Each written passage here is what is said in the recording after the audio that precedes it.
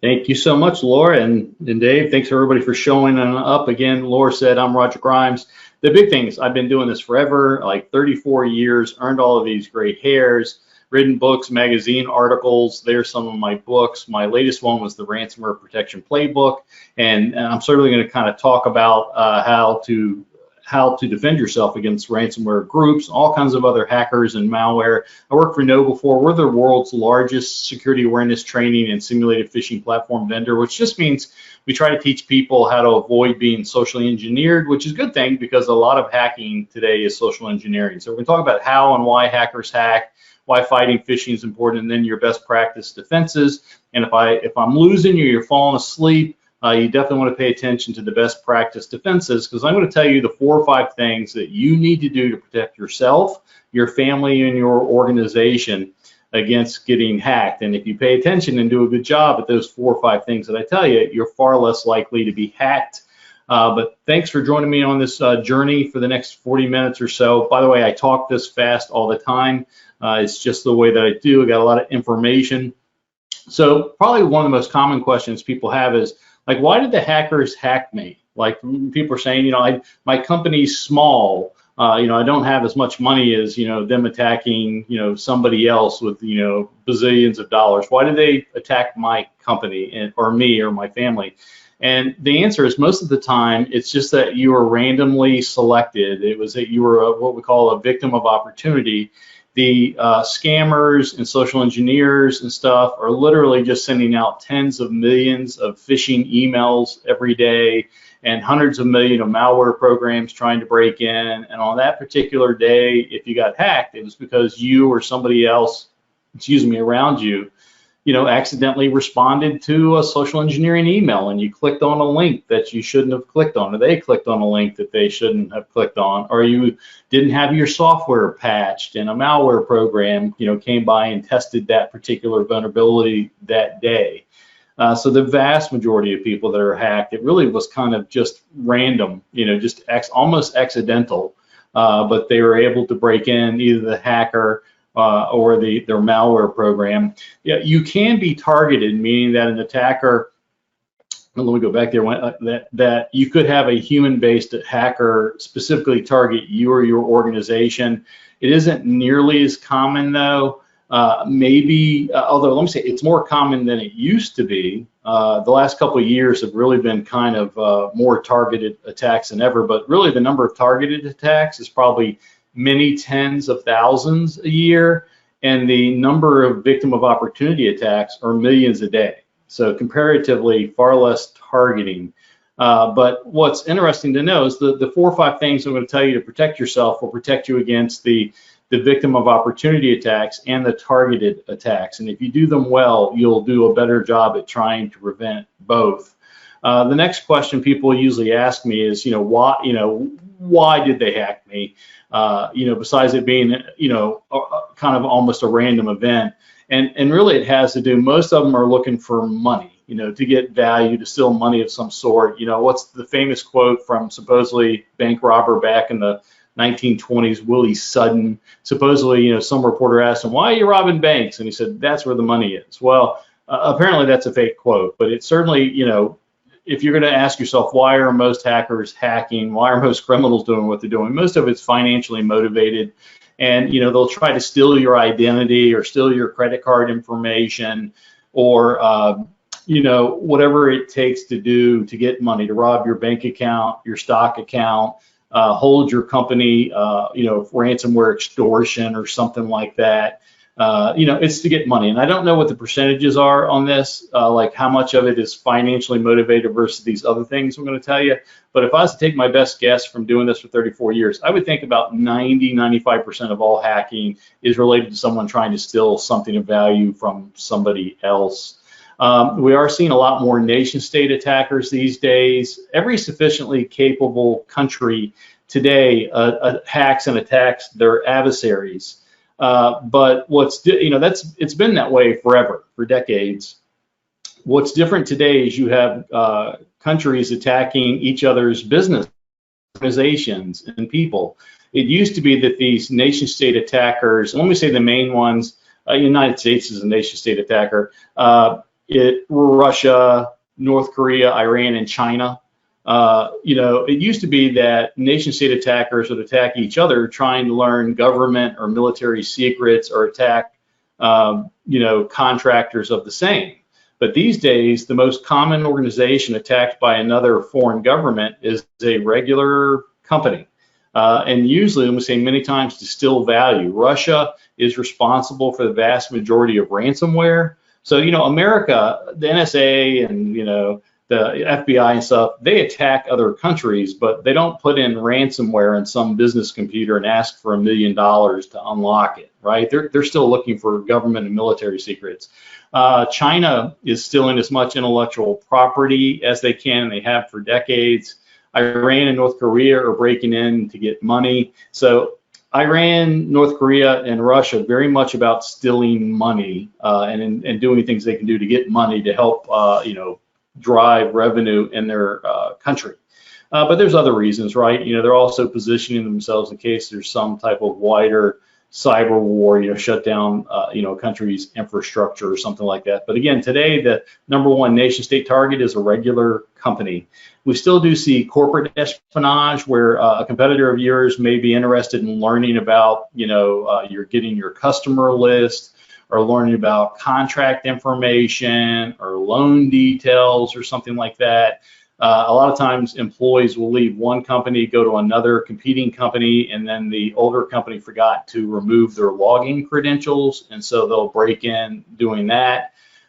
Sometimes trusted insiders will attack their company. Usually these trusted insiders are usually started out as well-meaning, highly motivated, unfortunately highly emotional employees, but somewhere along the way they felt wronged, and they're either trying to get revenge, or they're trying to get some financial gain, and they attack their own company. Years ago, when I was the VP of IT, there was a woman that worked for me on our help desk, and I asked her in an annual review, what would you like to be? And she said a database administrator. And so I spent years sending her to database administration classes, and I tripled her salary. And then 3 years later, we found out she was actually taking our customers' credit cards and buying Dell laptops and network equipment and having them shipped to her house. So she was robbing our customers. And to this day, I don't know why, because I really liked her. I mentored her, and I thought the feeling was mutual. Maybe it was. I don't know. I didn't talk to her after she got arrested.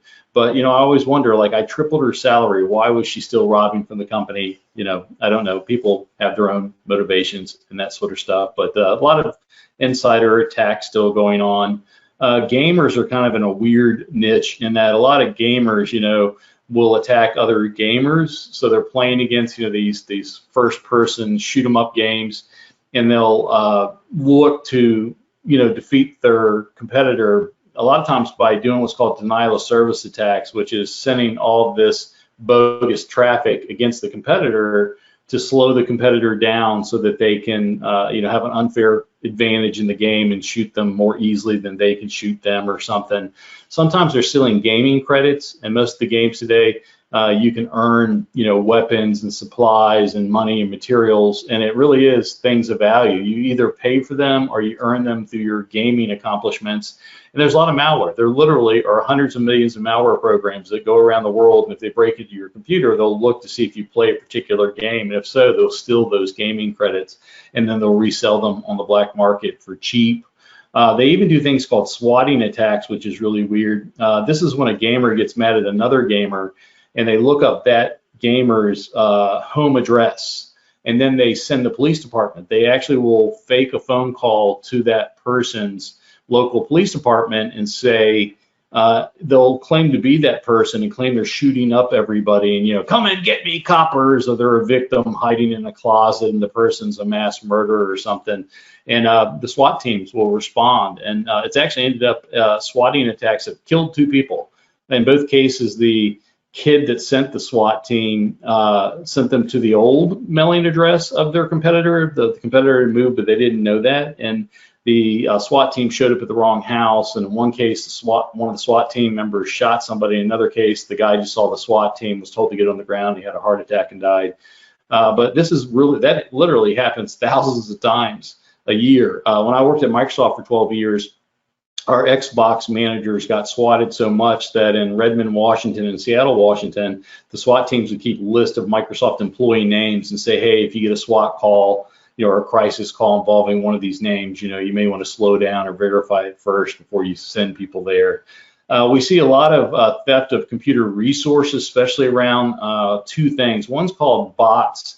A lot of people are complaining about their computer being really slow. They're like, oh, I hate Windows, or my network is so slow. I'm paying for this gigabit of internet bandwidth. My internet's so slow. And what they don't realize is that their computers and their cable modems and their Wi-Fi routers are being used by the bad guys as what's called bots. They get taken over by malware, and then their resources are actually being used to attack other resources, or they're being used as a ransomware hub where thousands of ransomware bots are dialing in and being controlled by the hub, and that person just thinks their computer's so slow. We see a lot of Bitcoin miner stuff. If you don't know about cryptocurrency and Bitcoin, just know that it takes trillions of calculations to do that. It takes really fast computers, a lot of memory and hard drive space to mine Bitcoin to make money. These days, if you mine a single Bitcoin, you'll make about $30,000, but it takes money to make money mining. And so a lot of the hackers will actually, again, take over your computer, and you think your computer's just being slow, but what they've really done is installed a Bitcoin miner malware program on the computers at home or at work, and they're actually trying to mine Bitcoin. So we see a lot of that. We're seeing even an increase in that. Hacktivists are a big deal. There's a lot of social activists that are hackers that don't like what you or your company has done or the products that you produce or something, and so they will do anything they can to embarrass the companies they don't like, to bring them down, to cause financial harm, to cause public embarrassment. Probably a real common thing they do is what's called doxing, and doxing is where they break into a company and they try to find either embarrassing information that they release to the public, or they'll find confidential information and release it to the public and say, that's really common ransomware these days. They'll steal the information and put it out there on the internet. Or maybe they just do things like they'll release your picture and your home address and then tell protesters, to go to your home and protest. But, really, hacktivists is still, it's very much, if you're a company that might possibly be targeted by hacktivists, you have to watch out for these additional types of hackers. If you're lucky, supposedly, maybe all you did was get hit by adware. Adware is this malware malicious program that redirects your computer to visit websites that you didn't intend to visit. Sometimes what's happening. You can tell that something's controlling your browser and it's some weird browser add-in. And when you're trying to go, let's say you're trying to look at Elvis pictures, but you end up on cat videos, the computer's taking you to somewhere other than you intended to go. You thought you were going to Google to do something, but they took you to some weird search engine. Although sometimes they start a second hidden browser session and you don't even know that it's doing it. They're actually being paid by a legitimate company to drive web traffic to some legitimate company's website. Like that company just hired a marketing firm going, hey, we have this new product, we're releasing on the internet. Can you get, 1 million people to visit our website? And the marketing team's like, sure. And what they don't realize is that they are somehow affiliated with an adware person. Adware's like, oh yeah, pay me $10,000 and I'll drive 1 million hits. And what they don't realize, that guy's just, creating this malware program that's redirecting people's computers. So it looks like you're getting 1 million hits if you're the original company, but that company's probably going, wow, we got 1 million hits and we didn't sell any of our product. What's going on? But what I tell people is, a lot of people say, it was only adware. It wasn't, like a malicious backdoor Trojan, or it wasn't, ransomware. I'm so lucky it was just adware. But you need to realize that, when you have adware on your computer, that means there's a hole in your environment. There's a hole in your computer defenses. And however they got in, whether it's social engineering, unpatched software, they knew your password or whatever, some other really bad hackers can get in. That hole, those vulnerabilities could be used by ransomware or something like that to break into your computer. So if you find any type of malware, even adware, pestware as we call it, it's something you need to be worried about. It means you've got a hole in your defenses that you need to figure out and close before something much worse, like a backdoor Russian Trojan program, doesn't take over your system. Hack the hobbyist. When I first got into fighting hackers back in 1987, for about a decade, the most common type of hacker was just these usually teenagers and young males, maybe up to the age of maybe 22, maybe 27, till they got real jobs. But it was just these kids trying to prove that they could do something. They didn't hurt things. They were just trying to prove they could do it. And that was what most of them were. There's very few hackers that were trying to format hard drives or steal information or something like that. It was just they got esteem from their peer group for doing it. Well, these days, the biggest change is that most hackers are professional. There are thousands of corporations around the world that exist just to hack you. They concentrate in America because we got resources, money, and computers. But there are thousands of companies around the world that, everybody that works for them, that's their day job, 9 to 5, is trying to steal money from you. Or there are professional organizations that work for a nation state trying to steal intellectual property, usually money or intellectual property. In the ransomware gangs, like in Russia, some of those ransomware gangs have 60 to hundreds of full-time employees. They have, HR departments, they have development teams, they hire on Indeed.com, they have paychecks, they have vacation pay, and things like that. It really, that's the biggest shift, is that it is so professional. It's not these hobbyist kids anymore. It's professional gangs that it's their 9 to 5 day job to break into your companies and your computers and usually, again, steal money. Now, how do the hackers, again, get into you? It's usually one of 3 ways. A lot of times it's because of automated malware. So that's a virus, a Trojan, a worm, or something that somehow breaks into your device or your network, or it could be a human adversary. That's far less common. Really what happens today, and this is the case in about 86% of hacking today, is that the initial access was by this automated malware program. Again, usually it's a Trojan horse program. The person gets tricked into downloading, and then it installs itself on your computer, and then we call it dials home. They don't dial anymore, but over the internet they dial home, and they let the hacker know that they've broken into you.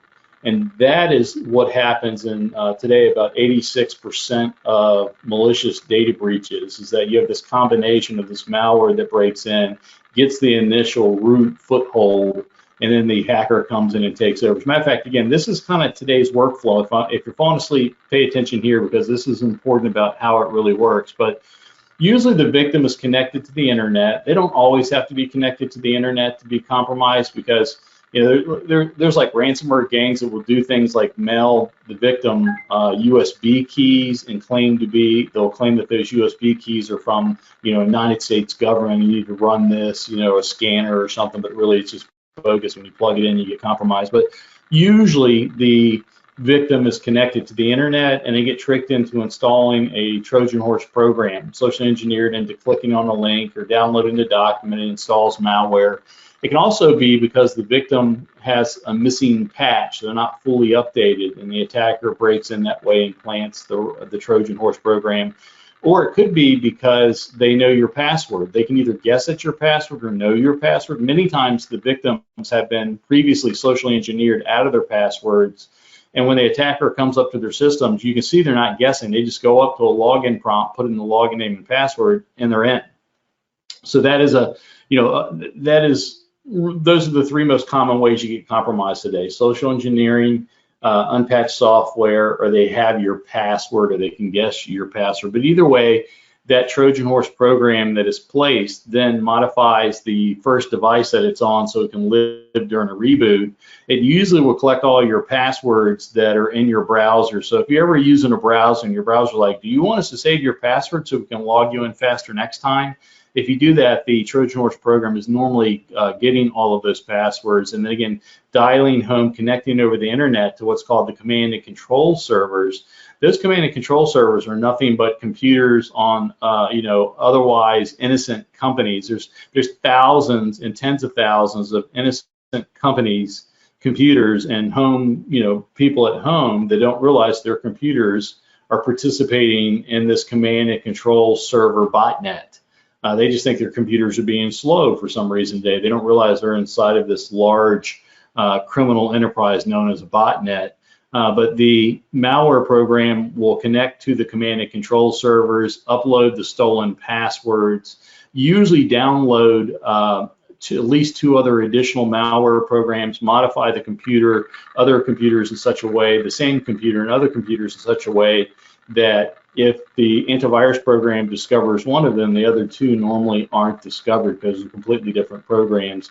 And that way, some people will go, oh, I almost got hit by ransomware, but I found it. But then 2 months later, I got hit really bad again. Well, you didn't get hit bad again. They just, when they got hit the first time and they thought they cleaned it up, they just didn't clean it up well enough. And there's still those other 2 programs around for the hackers to take advantage of.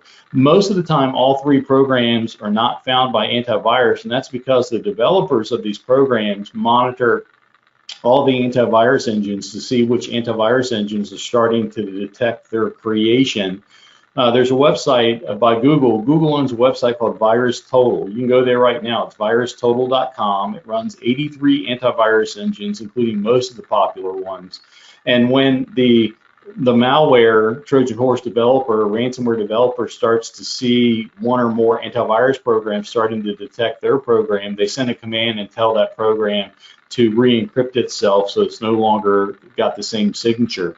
So in this way, most of the malware programs that are installed on people's computers are not found by antivirus. As a matter of fact, the average malware program lives for 8 to 12 months on people's networks and computers without ever being detected.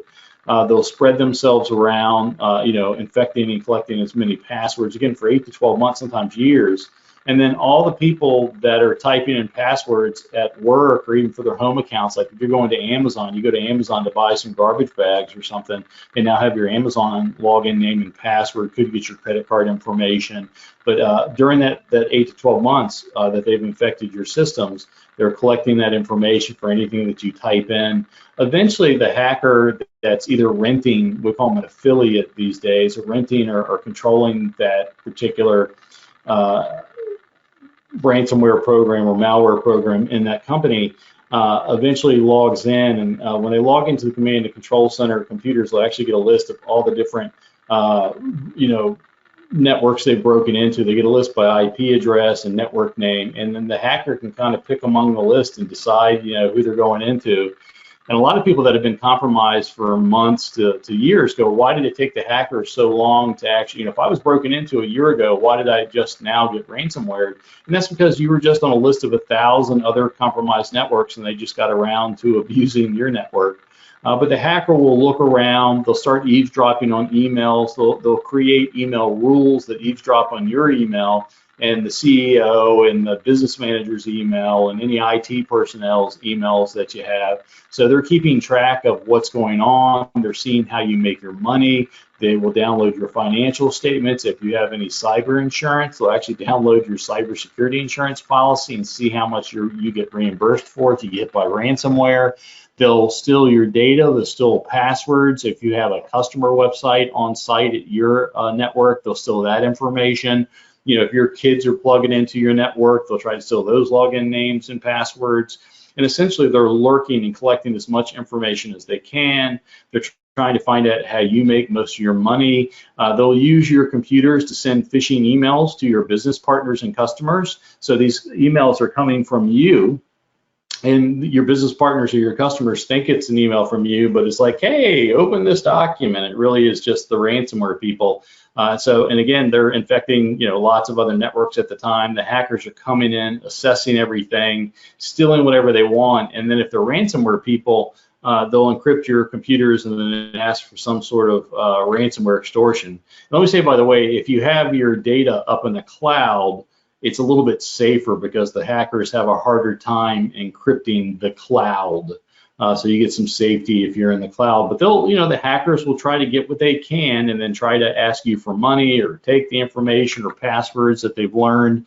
And that again is how, 86% of ransomware and malware works today. That's really how the vast majority of attackers and malware work today. It's this very sophisticated hybrid model of the malware getting the initial foothold access, followed by the human adversary. There's a lot of vulnerabilities we all need to worry about. Like last year alone, there was over 20,000 different things that we could possibly have to patch.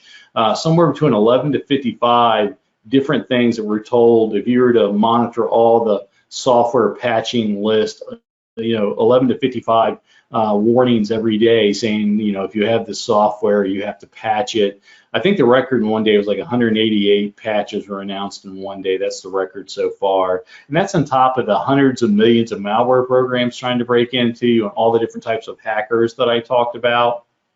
Now, you don't need to memorize this list at all, but no matter why the attackers or how they're breaking in, they're using one of these 13 methods. I've been keeping track of this list going on 22 years, and you don't need to memorize it, you don't need to learn it. But if I look at like how do attackers and hackers and malware break into your computers or your networks, this is it. It's one of these 13 ways. But the most important thing, and again, if you're falling asleep here, wake up here, because this is worth its weight in gold. The most common way that hackers and malware break into any system, any network, any company is social engineering, where they trick somebody into clicking on a link that they shouldn't click on, or to revealing their password because they thought they were revealing their password to the right place. That is responsible for 70 to 90% of all attacks today. Unpatched software, where someone hasn't applied an update that they should have applied, is involved in about 20 to 40% of attacks. And then these days, what's called the medium third threat is password issues, where the attacker has learned your password or can guess at your password. Those three causes account for about 90 to 99% of all risk in most environments. And again, social engineering, if you can just teach yourself and your family members and coworkers and employees not to be tricked by social engineering, you're getting rid of 70 to 90% of the risk from all hackers and malware, just doing that one thing. And if you patch your software, update your software consistently, you're getting rid of 90% of the risk at least. And if you have a good password policy, you're getting rid of another 9%. Altogether, again, those three things are 90 to 99% of the risk in most organizations. So you'll hear people telling you that, you need antivirus, you need a VPN, you need a firewall, and you do need that stuff. But these three things are more important than anything else that you will be told. And I'm going to come back to this, but this is so important, because if you don't patch your software and you don't defeat social engineering and you don't figure out your password problems, you're not going to defeat hackers and malware. That is the secret to defeating hackers and malware. Now, some people say, what's phishing? And social engineering. I think most of us are used to these emails where, you get these fake emails claiming to be from somewhere. The examples I have on the screen are from PayPal, and one that's claiming to be, I guess, from Microsoft. But they're like, hey, there's some unusual activity going on. You need to log in here and see what it is. Here's a sign in from Nigeria. Was that you? And you're like, no, I didn't sign in from Nigeria. And really, if you were to hover over the link, they're trying to get you to click on that button. But if you were to hover over that link, you would see that the URL link does not point to, in this case, PayPal or Microsoft. It's sending you somewhere else. Or they'll claim to be from, Facebook. Hey, Facebook, where, click here to update your Facebook account. Well, Facebook is in the cloud. You don't need to click there to update Facebook. Or the one behind is trying to look like Twitter. But if it was Twitter, the URL would say twitter.com, but it doesn't say twitter.com. It says webhostapp.com. That's not twitter.com. Or the one at the bottom right there is supposed to look like LinkedIn, but it's not. If you look at the link there, it's llinc.ni. NI is the country code for Nigeria. If it really was LinkedIn, it would say linkedin.com, but it's not. It's going to take you to Nigeria. So that's just a phishing message or email. If you didn't realize that, you might be taken to the wrong place. There's a lot of phishing that goes on in social media. I think we're all used to being on Facebook or Instagram and getting these really weird messages, sometimes from our friends, saying, look here, click on this or whatever, and they're just fake. Usually, our friends' accounts have been compromised. and you know, and then the other people are trying to trick us into clicking on something.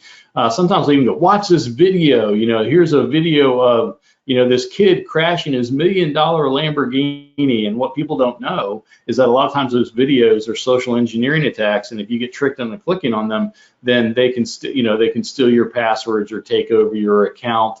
If any video tells you to install something to watch the video, don't do it. It's malicious. You shouldn't have to install any software or any browser extensions to watch a video.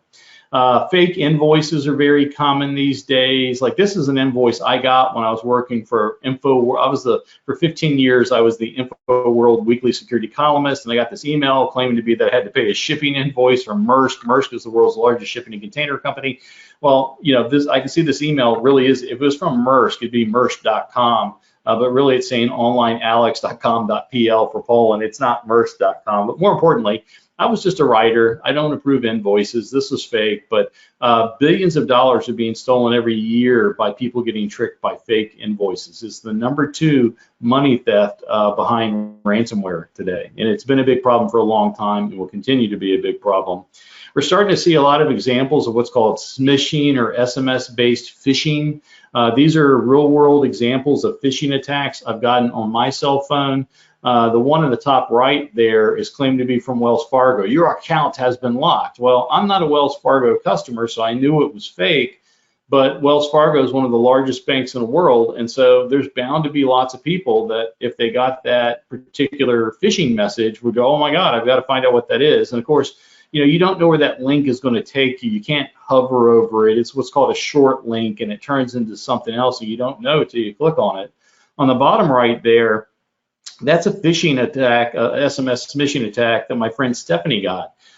She got one of these typical, you weren't home, so you know, we couldn't deliver the package. I think all of us have probably gotten these fake messages claiming to be from FedExpress or DHL or something like that. We're like, oh, we tried to deliver this package, but she sent this to me. She said, Roger, I think this is a phishing message. And let me say, I went to the link, it was, but she said they have my name. How do they know what my name is? And I'm like, anybody can look up your, you know, telephone number and name today. You know, but she, you know, the hacker did that, put her name so that she'd feel more comfortable that it was from a legitimate service, but it wasn't. It was just a phishing scam. Human adversaries, when they break in, hackers, what they do is try to find out what software your computer is running. They have these tools, like one called Nmap, Network Mapper, and you can run it against anybody's computer and network, and it will tell you the different software versions that people are running. And then you can go look to see if there's any of them that are unpatched. The version number will tell you whether it's patched or not. And then you can go to the vendor's website and find out what patches they had and what holes were there. And then there's websites all around the world, like this one here, Exploit-DB, has over 44,500 exploits where I can go, oh, I need to break into Windows, I need to break into Apple, I need to, you know, use this exploit. And then I, as an attacker, can download this and break into your computer if you don't have all your patches applied. And there's lots of these tools for free around the network, around the internet. Here's another one from a website called Metasploit, and you can see they have exploits that will break into Mac and WordPress websites and Oracle databases, and they're just literally dozens and dozens, if not hundreds, of these websites that anybody can use to download hacking tools that will break them. And here's another freely downloadable tool called Mimikatz. If I'm an attacker and I break into a Windows machine, I can download their people's passwords using this tool. It's been around for dozens of years. Here's another really popular hacking tool that you can go to PowerShellEmpire.com and download this tool, but it literally has 285 different hacking tools in it, modules that can be used to break into Mac and Windows and Linux and Google Chrome desktops. Computers, and they're just free. Anybody around the world can go download these tools. Like here's one where it says, one of the things here, hey, I can record your audio, or I can turn on your web camera or something like that and record you without you knowing about it. Or on Linux, I can keylog, I can record your passwords and stuff like that. A lot of people think that having what's called multi-factor authentication and SMS may save you, But if I know that you have, if your account can be recovered using SMS, I can use that against you. Like if I know you have a Gmail account, I can claim to be from Google Security, that we've detected a rogue sign-in to your account. And in order to determine a legitimate login, we're going to send you a verification code that you need to type back in response to this message, or we're going to lock your account out. And then the attacker just goes to Gmail, to Google, puts in your email address, says they forgot your password, says send me the reset code using SMS. The hacker does this. All they know is your email address and phone number. Again, anybody can look that up. And then Google will send them the message. And if they respond in response to this message, it's game over and they're in. Or I can just claim, like, suppose I know that you have a bank account and that bank account's password can be reset with an SMS code. I can send you a message like, hey, there's been a water main break in your area. Don't drink water until further notice. We apologize for the inconvenience. Would you like to be enrolled in our program so we can tell you when the water main is fixed? Yes. Well, we're going to send you a confirmation code. And then what they're doing is actually resetting your bank account or your stock account's password. You get sent the code, and if you respond with that code, it's game over. They're in your bank account or stock account. All you thought you were doing is subscribing to some service so you could find out when the water main was fixed.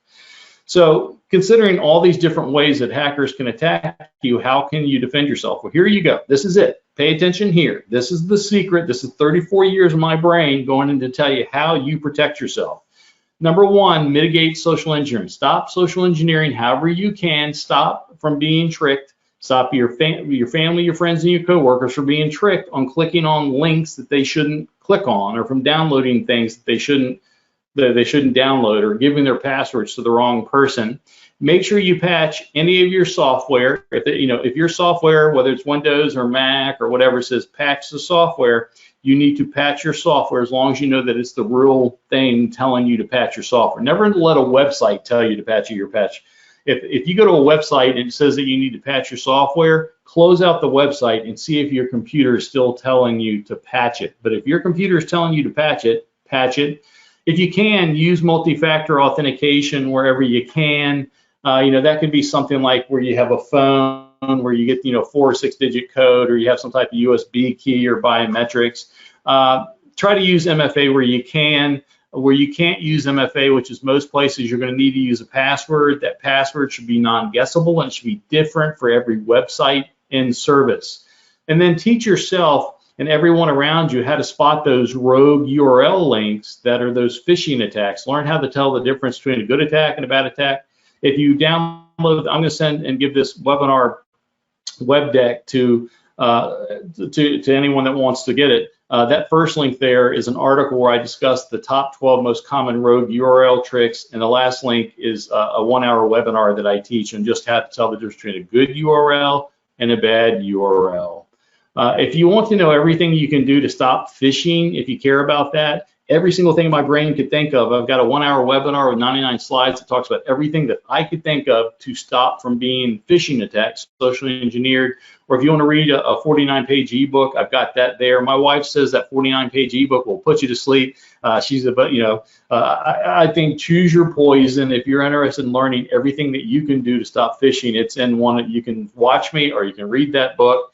But the goal of what we try to do to teach ourselves and our employees is how to spot bad things, because no matter how good your defenses are, some amount of that badness of phishing emails and smishing emails are going to get to people, and you need to teach people how to spot something that's bad and then how to respond, which is to report it to IT or to or something like that, or to delete it at least at the very least. This is what I like to tell people.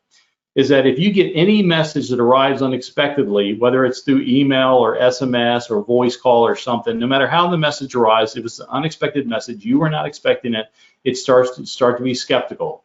And is the sender asking you to perform a new action for the first time? So even if you recognize the person, are they telling you to do something that sender's never asked you to do, to download this document, to click on this link? That's kind of suspicious, especially if that request has a you need to do it now, like you need to do it now or you're going to miss out on the discount, or you're going to lose the business, you're going to be locked out of your account. And if performing that request, if it's malicious, could hurt you or your organization's interest, well, don't do it. confirm it another way. Go directly to the real website or call the person before you perform that request. If you teach yourself and your friends and your family and your coworkers to go any message that has these 4 traits, just don't do.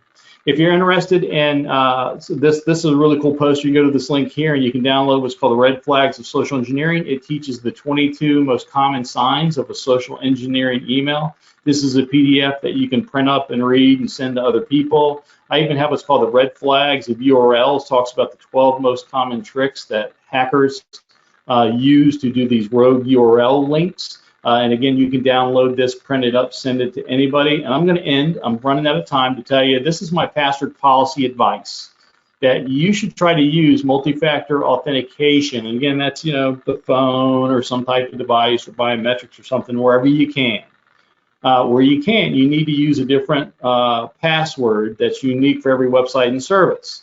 And I actually recommend a password manager. If you've ever heard of those programs, they can create these really random looking passwords and use them. You don't have to remember them at all, because a 12-character perfectly random password defeats all known password guessing cracking attacks. But human created passwords, if you create your password, they actually have to be pretty long, up to 20 characters. I have friends who are routinely guessing and cracking 16 and 18 character passwords, human created passwords, every single day. So if you want your password to be uncrackable, unguessable, it has to be 20 characters, or what we call a pass phrase or a pass sentence, like, Roger jumped over the blue cow. So use MFA where you can. Where you can't, try to see if you can use a password manager, because they create random little passwords. And then, where you can't, if you have to use a human-created password, you should use a passphrase instead of a password.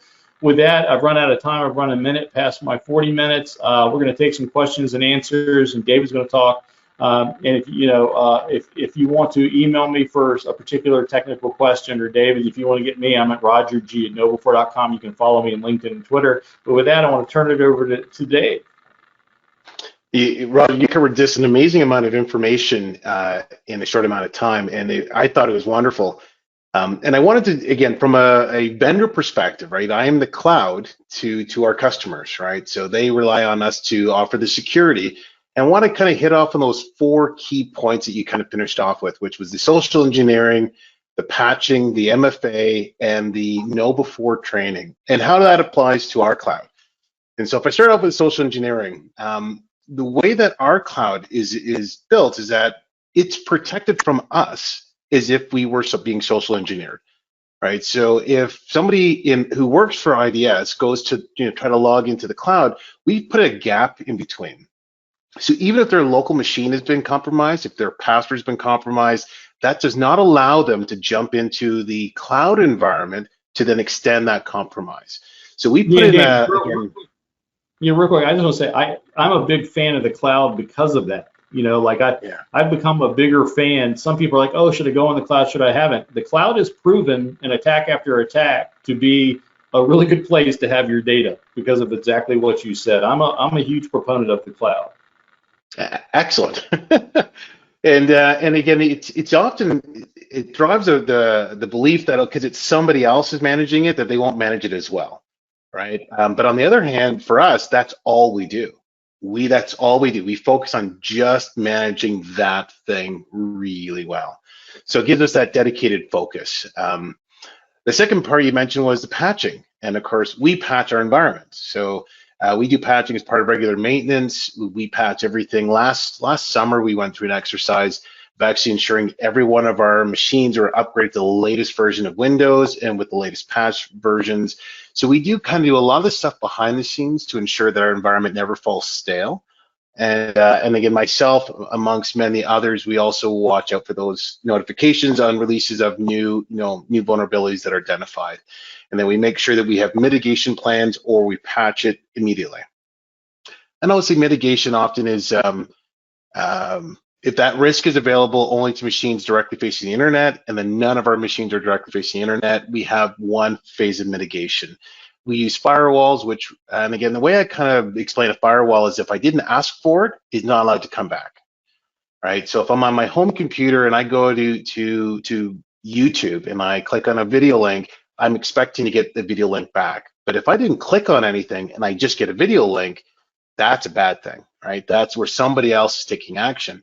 So firewall is really looking at who asked for what and only returning what you asked for, right? So our environments, of course, firewalls and all the other bits of protection on top of the patching. The third one you mentioned, which is MFA, and that one's a little bit more complicated, but we use MFA internally for accessing to like our Azure environments and so on. We do have a higher degree of security within our environment to make sure we don't have creep within our environments. But within regards to our product, we're working towards offering MFA as part of our again IDS cloud solution. But again, it's a little bit of a progression. It does require a little bit more finesse to make sure that you're not alone. You're not alone, right? That's I always tell people like 99% of the world doesn't work on MFA today. It's definitely everybody's trying to get there, right? Everybody. It's but you're not alone. And I'm noticing like places like even like my Gmail account, like they're trying to push for having an additional way of verifying you. Like so, it seems like the industry's creeping towards that, which I think is also a good thing. And then the last part you mentioned was the know before training about having that courses. And again, all of IDS, we use this training platform, and we receive these new training notifications on a regular basis. So we actually make sure that our employees are well aware, prepared, and also tested, that we also don't bite on these phishing attempts. And I would say that these phishing attempts, they're brilliant. Some of them are really sneaky. And again, I haven't been doing the security stuff for as long as Roger has, but you know, I'm closer to about a quarter century. And in that time frame, I've been compromised twice. And I know I'm the one who taught my kids, and I got burned during, again, Christmas time. I just did an upgrade of my internet. I made some changes with my internet provider. I got a little notification because they were compromised. And the notification came from their service, but it had a redirect to another link. And they're like, hey, because you just did this upgrade, we wanted to reward you with a free tablet. It's around Christmas time. I'm like, oh, it's not bad. And I knee-jerked, clicked on the link. And I'm like, oh, it actually looked pretty good. And the way that they hid the redirect was that they spoke, it's the same name as my internet provider, but they had like one extra A in there. And so when you look at it by quick scan, you wouldn't pick up that it was the wrong website. And I got as far as actually to order a second device while getting my free device, and I put it in my credit card, and then when I clicked the link, it paused and it failed. And I'm like, that's kind of weird. And then I started to be a little bit more critical, and it took me about 20 seconds to realize that I did a bit of, from my education, I did a bit of a bonehead move. And so I canceled my credit card that night. I had to call the vendor, let them know that they'd been compromised. They were aware. It was a hot mess, but you know, even with all of my training and all my experience, that's how they managed to get in. You know, the FBI was compromised last year. Their mail services were duped. So it's not that everyone's beyond it. It is being keenly aware all the time. And as Roger said, it's, you know, be skeptical. Don't believe that it's good. You know, you can trust, but you have to verify would be a good practice. And those are all things that, again, as a vendor, that they're all built into our core disciplines. And again, looking at time, I want to make sure we give some time for questions. So if anyone has questions for either Roger or myself, please feel free. And David, you were sharing the time where you got, you know, compromised. I think it's really good that you shared that story, right? Because we can all be compromised. I can be compromised, and let me say that the know before stuff that we go through, I've actually failed a bunch of tests over my 4 years. I don't want to tell you how many, but I think I got so embarrassed that I think I'm really truly harder to compromise today than before. I think before I thought, I'll recognize them any, but they sent me some sneaky ones like you were talking about. I went, oh, yeah. I can be compromised. And so it makes me, you know, I'm hyper aware now of every email and message, and, you know, here's a patch to install. It's really hard to fool me now because I've been tested and embarrassed. You know, so hopefully I'm harder to attack than I used to be, but I no longer think I'm I used to think, oh, you can't fool me. Now I know, like, yep, I can be fooled, and that helps me Yeah. change the way that I think and approach things. I'm more cautious. Yeah, I would say not only for I had that event, and again, I do actually look for those emails, the phishing attempts in my inbox. So I actually do look and read, and I try to critique every one of them. I try to flag every one I catch that I think is a little bit not descriptive enough or a little bit inaccurate. But I'm going to give just quickly a verbal example of social engineering because it's not just email. For almost a decade, I worked for BlackBerry, and this is kind of during their heyday. They were really big, and I worked in technology supporting R&D. And one of our testers got compromised in a chat forum where they were talking about software and like, will BlackBerry be successful or not? And somebody wrote and put in the chat, and they said, well, BlackBerry will never support using a Mac laptop as your machine because there's a lot of Windows-only software. And this tester was working on that software, and he's testing it, and he got kind of goaded into a back and forth where they would post a little bit of information, but with a lot of errors, and they would let him correct the errors. And they kind of just kept poking at his ego. Oh, you don't know about that. You couldn't possibly know. And so they were very dismissive, but it was targeted. And over time, they kind of wore him down where he was always trying to prove that he was right. And he ended up, publishing and uploading, alpha and beta software to a public forum that got downloaded by millions of people. That beta software was logging enhanced data from people, which is a breach of privacy, which was not BlackBerry's intent. And so then BlackBerry had to notify all his people, hey, you've been, duped, took bad software. It was terrible. But again, this was that social engineering where it's just a little bit of ploy to get you engaged, get you into the conversation, get you to try to answer something, to drive a sense of urgency behind it. And so I really think any email that triggers an emotional response is one that you have to question. Yep.